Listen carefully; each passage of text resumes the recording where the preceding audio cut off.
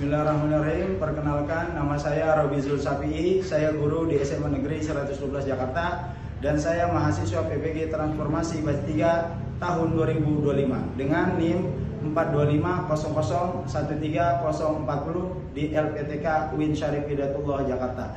Pada hari ini, Rabu 8 Oktober 2025, saya akan melaksanakan praktek pembelajaran di SMA Negeri 112 Jakarta untuk unjuk kinerja dengan tema indahnya kehidupan bermakna, yaitu hakikat iman di kelas 12. Terima kasih. Assalamualaikum warahmatullahi wabarakatuh. Waalaikumsalam warahmatullahi wabarakatuh. Bagaimana kabarnya anak-anak? Alhamdulillah.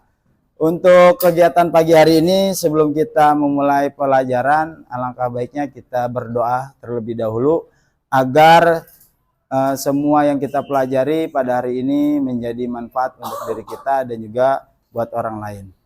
Siapkan untuk memimpin doa untuk kelas. Ya, Pak Hari.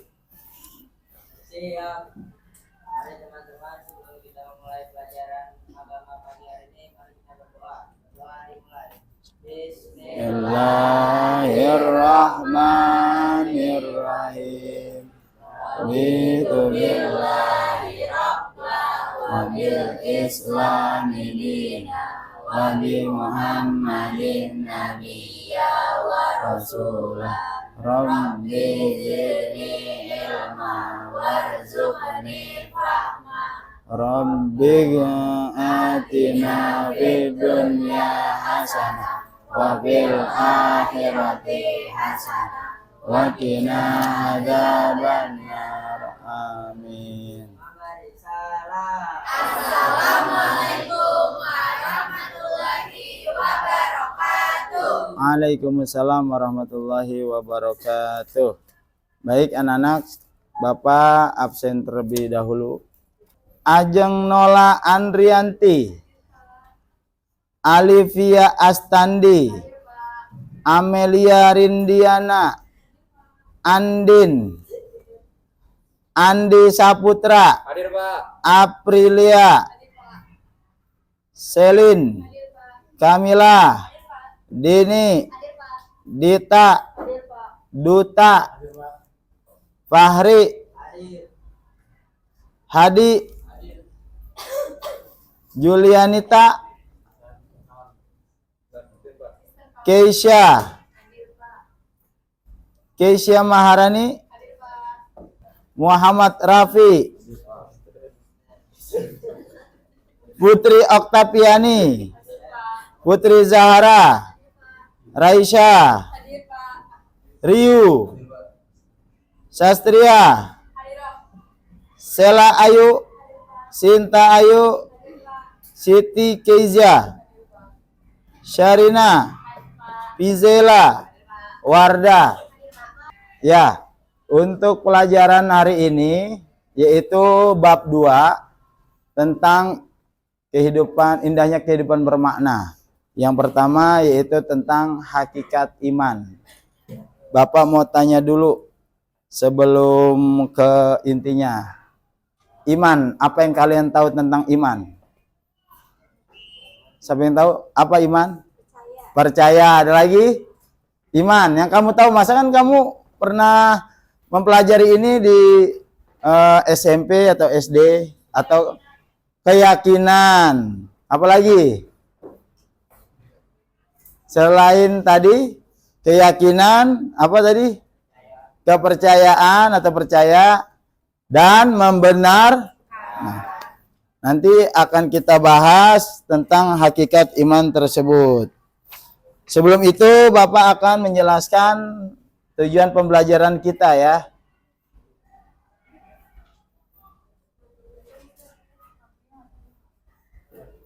Nah, tujuan pembelajaran kita yang pertama menjelaskan pengertian iman secara bahasa dan istilah. Yang kedua, mengidentifikasi unsur iman, ucapan, keyakinan, dan perbuatan. Yang ketiga, menunjukkan contoh perilaku orang beriman dalam kehidupan sehari-hari. Dan yang keempat, menyadari pentingnya iman sebagai fondasi kehidupan yang bermakna.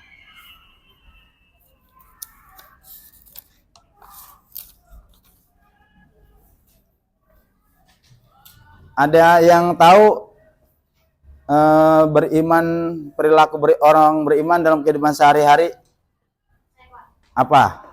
Orang yang kebutuhan tanpa pabrik, berlaku jujur di tempat kerja atau sekolah, menepati janji dan bertanggung jawab atas ucapan sendiri. Ya, itu merupakan perilaku, salah satu ciri perilaku orang beriman. Kita lanjut.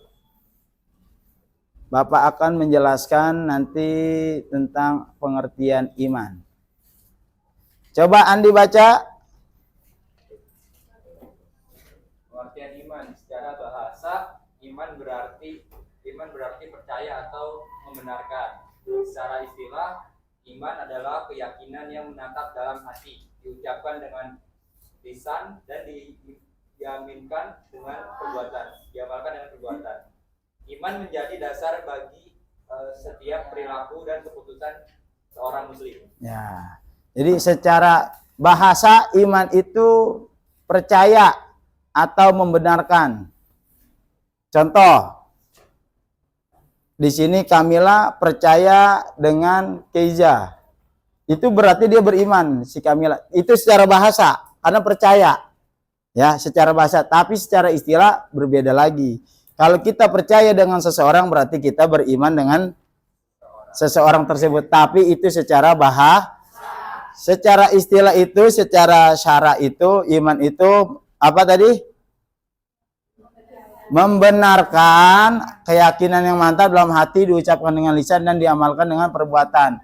Iqrar bil lisan, tasdik bil qalbi, dan amalul bil jawari. Yang pertama itu keyakinan yang mantap dalam hati, berarti namanya tasdik bil qalbi. Jadi bukan hanya saya percaya, tapi harus diyakini di dalam hatinya bahwa dia beriman, contohnya terhadap Allah Ta'ala. Yang kedua, diucapkan dengan lisan dengan cara apa? Asyhadu alla ilaha illallah wa asyhadu anna, itu ikrar bilisan. Dan yang terakhir, yang ketiga, diamalkan dengan perbuatan. Tidak cukup meyakini dalam hati, diucapkan dengan lisan, tapi tidak diamalkan apa yang Allah perintahkan terhadap hambanya. Contohnya sholat, puasa. Kalau orang enggak sholat, dia beriman atau tidak? Beriman tapi tidak sempurna. Dia hanya meyakini dalam hati, Allah Tuhan saya. Syahadat dia syahadat, tapi tidak melaksanakan perintah Allah Ta'ala, maka itu disebut imannya tidak sempurna.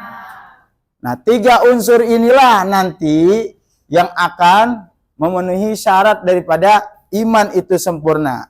Ya. Nah, ini unsur iman nih. Yang pertama tasdik bil qalbi. Nih. Yang ini syarat pertama, ini syarat kedua. Ini unsur yang ketiga atau syarat yang ketiga. 3 ini mesti lengkap. Kalau salah satu aja maka tidak sempurna iman tersebut. Bahkan bisa disebut juga tidak beriman. Contohnya, kenal Abu Thalib? Kenal di mana? Dari cerita Abu Thalib siapanya Nabi? Hah? Paman. Abu Thalib itu orang yang paling gagah membela Nabi. Pokoknya Nabi berdakwah diganggu, Abu Thalib paling depan, pasang badan. Nah, Abu Thalib ini tasdik bil qalbi. Dia meyakini ini ponakannya Rasul, utusan Allah. Amal bil jawari, belain. Ketika Nabi pengen diintimidasi oleh orang-orang kafir Quraisy, Abu Thalib maju, amalul bil jawari. Membuktikan kalau dia membela cuman gara-gara enggak ikrar bilisan maka tidak disebut orang beriman. Enggak, belum syahadat Abu Thalib sampai meninggal. Walaupun ada ikhtilaf ulama mengatakan Abu Thalib itu di akhir hayatnya syahadat. Gara-gara enggak ikrar bilisan. Contoh lagi Bapak analogiin. Ada Sarwiti, kenal Sarwiti? Sarwiti artis Korea. Sarwiti ini disukai oleh Bejo? Ya. Jadi Bejo ini demen sama Sarwiti. Malam di WA, siang di WA, akhirnya dapat seminggu, 2 minggu dijemput nih Sarwiti. Sarwiti pulang jam berapa? Jam 4. Oh yaudah abang jemput, iya bang. Dijemput tuh sama si Bejo. Pulang dianterin, dapat sebulan, 2 bulan. Kadang-kadang pulang mampir tuh di Bakso Jawara. Kan kerja di Mall Puri. Bakso Jawara, wah udah deket lah. Nah tiba-tiba si Sarwiti ini WA sama Bang Bejo. Bang Bejo besok pulang tolong diantar tapi agak sorean. Oh iya siap. Ada sesuatu yang Sarwiti mau omongin ke abang. Ya. Dijemput sama Bejo. Akhirnya Sarwiti naik motor nih. Kata si Sarwiti, bang mampir dulu. Di mana di Bakso Jawara? Jangan. Bakso Pertambangan aja deketan katanya. Bakso Pertambangan, akhirnya dia makan bakso. Si Bejo nanya, emang apa yang mau diomongin katanya. Oh iya bang maaf. Diambil dari tasnya, dikasih undangan ke Bejo. Kata Bejo nih apaan? Undangan dari kakak Sarwiti? Enggak nih undangan saya mau nikah. Kira-kira kalau jadi laki gimana itu? Sakit hati. Akhirnya Bejo dengan mata berkunang-kunang. Cuman nggak ditebalikin aja tuh bahasanya, nggak ditebalikin, nggak sabar dia. Apa kata si Bejo? Neng, emang selama ini nggak tahu abang jemput kita WA-an. Abang tuh demen. Lah, kata si Sarwiti, abang nggak pernah ngomong. Saya mana tahu kalau abang demen sama Sarwiti sama Neng. Ada orang yang ngelamar Neng, abang terima. Pertama tasdik bil kolbinya apa? Bejo demen nggak? Demen. Tasdik bil kolbi. Dia yakin ya sama Sarwiti. Yang kedua amalul bil jawari apa? Dijemput nggak? Mau apa juga dibeliin sama Bejo. Cuman nggak ikrar bilisan doang, nggak ngomong. Demen. Akhirnya diambil orang. Makanya mesti lengkap. Iman pun begitu. Kalau cuma yakin kepada Allah, tapi nggak pernah ikrar bilisan kayak orang kafir, dia yakin. Ada orang kafir yang yakin Allah itu Tuhan yang Maha Esa.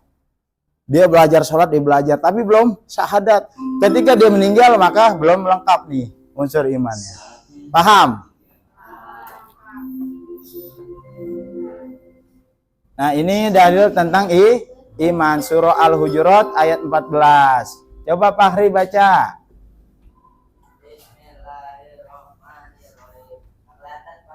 Ya, maju. Itu dimatiin lampunya. Yang depan.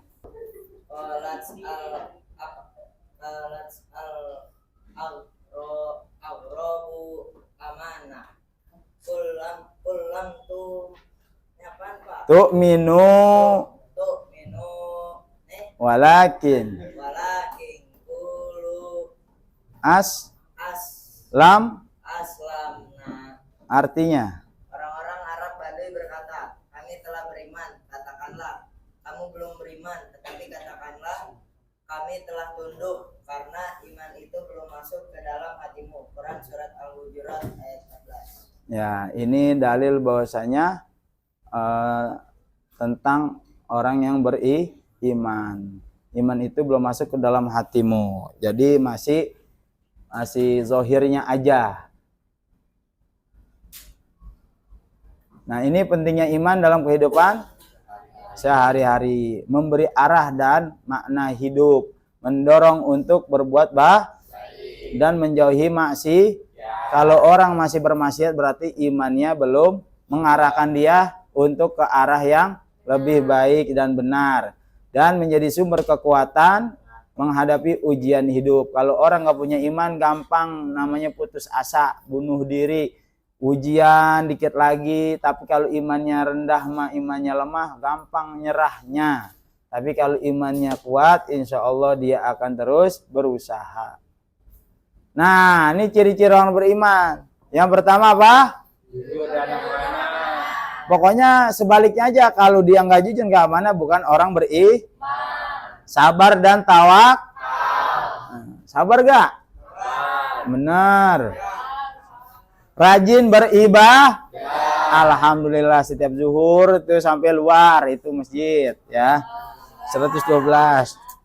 Rajin ibadah. Peduli terhadap sesama, tidak ada lagi pembulian, perundungan, peduli terhadap teman-teman kalian. Dan yang terakhir menjauhi perbuatan dosa. Kalau lagi mau ke sekolah diajak yang nggak benar, maka ditinggalin, dia maunya sekolah. Tapi kalau imannya lemah, ciri orang yang nggak beriman itu gampang, dia digoyahkan hatinya, maka dia nggak sekolah tuh, nongkrong dan berbuat yang maksiat. Nah, implikasi iman dalam kehidupan, contohnya di sekolah, ini nggak ada yang telat kan? Alhamdulillah, ini aja masuk semua nih, Bapak lihat absennya ya. Menghormati guru dan tidak mencontek hasil karya sendiri, hasil sendiri itu lebih baik walaupun itu nilainya hanya tidak seberapa. Di rumah patuh dan berbakti kepada orang tua. Bakti sama orang tua. Jangan suka membantah orang tua ya. Karena surga kalian ada di telapak kaki orang tua. Bukan berarti di kaki secara zahir, tapi kalian harus tunduk, harus patuh terhadap orang tua. Itu ciri implikasinya, implementasinya terhadap orang yang beriman di rumah. Di masyarakat jujur, adil dan suka menolong. Ini merupakan hasil daripada dia beriman kepada Allah dan kepada semuanya, maka implementasinya dalam kehidupan sehari-hari seperti itu. Sebelum itu Bapak mau bertanya ya. Yang pertama, pertanyaan pertama, mengapa iman itu harus diwujudkan dalam ucapan, dalam keyakinan, perbuatan? Ada yang bisa jawab? Ya, kenapa? Karena kan tadi kita bilang kalau misalnya tuh ketika iman mencakup 3 unsur. Yang pertama itu ada tasdik bil qalb, yang artinya itu meyakini dalam hati. Yang kedua ada ikrar bil lisan, yang artinya itu mengucapkan dengan lisan. Yang ketiga itu ada amal bil jawari, yang itu mengamalkan dengan perbuatan. Ya, jadi ketiga itu tidak bisa dipisahkan ya, karena harus secara serentak dikerjakan. Oke, itu unsur-unsur iman yang harus ada di dalam diri seseorang. Pertanyaan selanjutnya dari apa yang tadi Bapak jelaskan. Coba, bagaimana iman mempengaruhi perilaku seseorang dalam kehidupan di sekolah dan masyarakat? Iman bisa mempengaruhi kalian nih dalam kehidupan bermasyarakat maupun di sekolah. Siapa yang bisa jawab? Ya, silakan. Karena iman bisa mendorong seseorang berbuat baik, berjuang terus menghargai orang lain, dan juga dijauhkan dari perbuatan buruk. Contohnya tuh kalau di sekolah dia mencontek ujian karena dia percaya Allah tuh selalu melihat perbuatannya. Dan di masyarakat dia bisa mendorong orang saling pahami karena dia percaya segala kebaikan itu bisa dibalas oleh Allah Subhanahu wa Ta'ala. Ya. Terima kasih, bagus. Terakhir, pertanyaan terakhir dari apa yang tadi Bapak jelaskan. Bagaimana iman dapat menjadikan kehidupan manusia lebih bermakna dan bahagia? Gimana tuh iman bisa membuat kalian tuh hidupnya bermakna dan bahagia? Ya, silakan Ajeng. Karena orang beriman itu melihat hidupnya sebagai kesempatan untuk berbuat baik dan mendekatkan diri kepada Allah. Jadi orang beriman itu bisa merasa tenang, bersyukur dan selalu berprasangka baik terhadap ketentuan Allah. Dan dari situ dia tuh bisa membuat dirinya jadi lebih bermakna dan penuh. Oke, terima kasih. Jadi kesimpulannya, iman itu tasdik bil qaul, ikrar bil dan amal bil jawari, membenarkan di hati. Yang kedua mengucapkan dengan dan yang terakhir di amal. maka implementasi dari ketiga ini akan membuahkan hasil. Salah satunya jujur, amanah, sopan santun, semua itu nanti keluar dari orang-orang yang mengamalkan tiga ini, baik di dalam sekolah, di kelas maupun di rumah. Baik, sebelum itu Bapak akan menayangkan video. Silakan kalian simak. Nanti setelah disimak, Bapak akan menanyakan kesimpulan dari video tersebut. Mohon ditonton dan diperhatikan, disimak.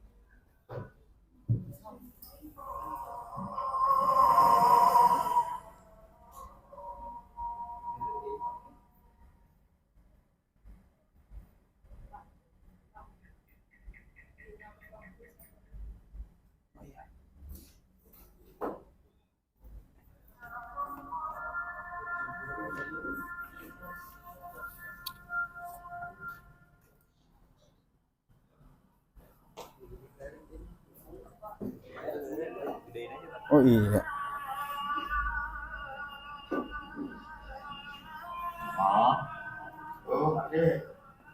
Ikut jamaah ke masjid nggak? Ya, sama deh. Itu Pak.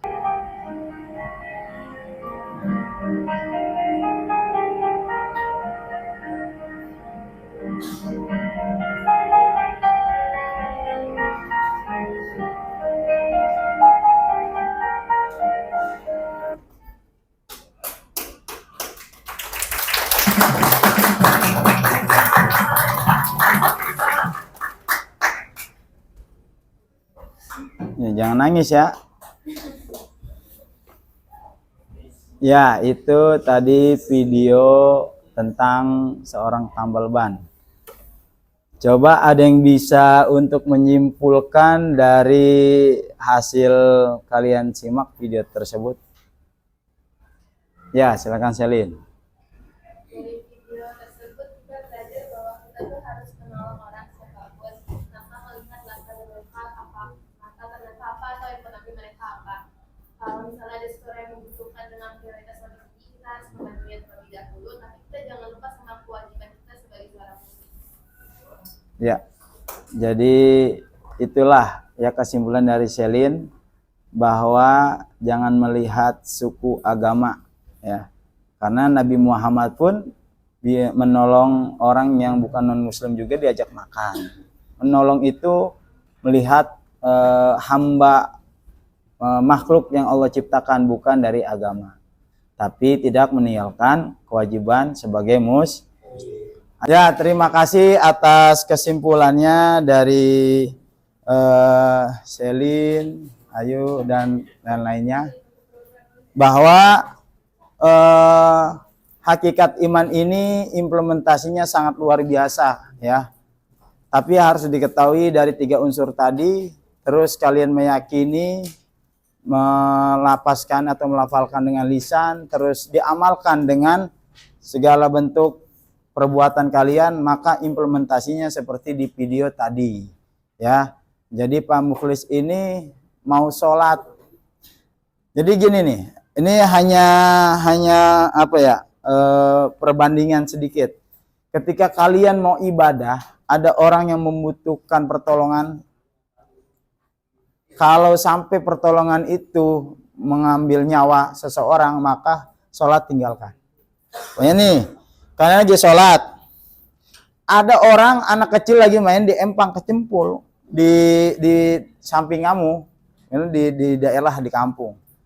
Jangan lanjutin sholat, tolongin anak kecil tersebut ya, karena nyawanya lebih penting. Kalau kalian nunggu orang beriman harus sholat terus, mati orang ntar ya.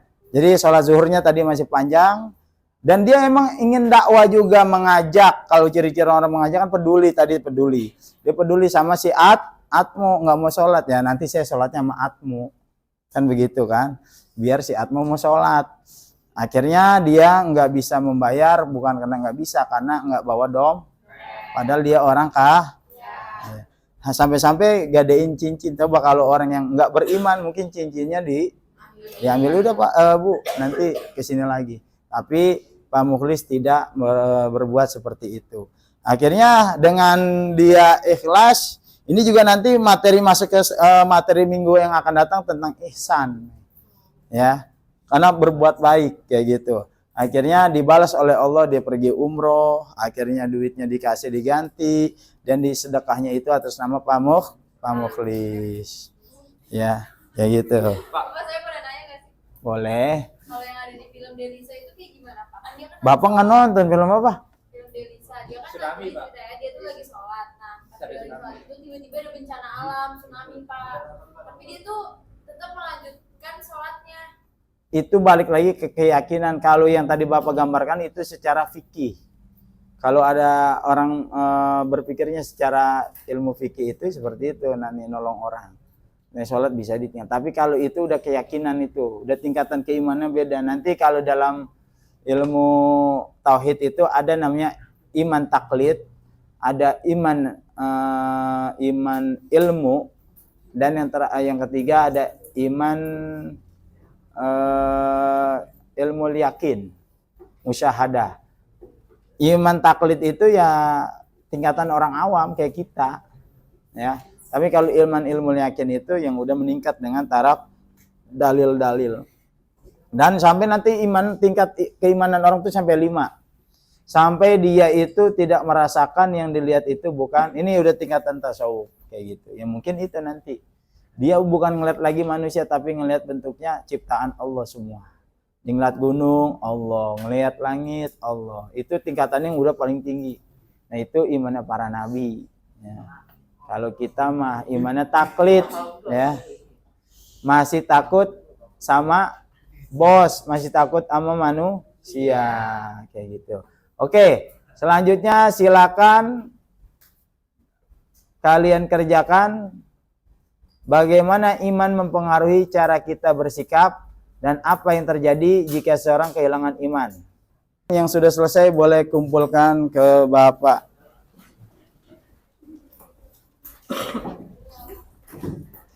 Surat Pak.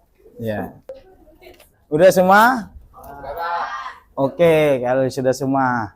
Sebelum Bapak akhiri, untuk pertemuan akan datang itu tentang Islam dan ihsan. Ini masih berkaitan dengan materi kita di bab 2, yaitu indahnya kehidupan bermakna, yaitu kalian harus menyelami apa itu iman, Islam, dan juga ihsan. 3 inilah nanti akan ada dalil tentang hadis Jibril, ya.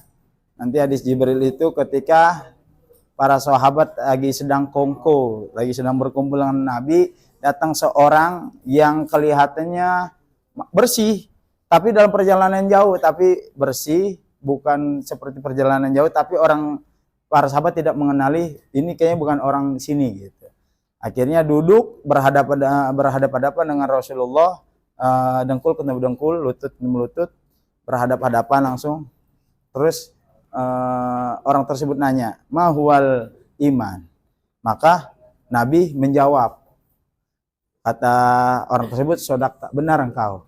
"Ma huwal Islam?" Dijawab oleh Nabi, "Sodakta, benar engkau." "Ma huwal ihsan?" Dijawab oleh Nabi, maka orang tersebut membenarkan sodakta. Setelah itu orang itu langsung pergi. Dan sahabat bertanya, "Itu siapa orang?" Dia bertanya, dia membenarkan. Kan di mana-mana kalau orang bertanya enggak tahu, tapi dia membenarkan. Ternyata apa kata Rasulullah? "Mau tahukah engkau siapa beliau?" Dia itu adalah malaikat Jibril yang menyerupai orang, tapi mengajari Nabi tentang iman, Islam, ihsan, dan Nabi bisa menjawab itu semua. Disebut makanya hadisnya hadis Jibril. Nah itu nanti yang akan datang kita akan membahas tentang Islam, ihsan, dan terkait dengan dalil-dalilnya seperti itu. Terima kasih. Mohon maaf kalau ada kekurangan, dan juga terima kasih yang sudah menjawab pertanyaan-pertanyaan di dalam pembelajaran ini. Bapak akhiri, assalamualaikum warahmatullahi wabarakatuh.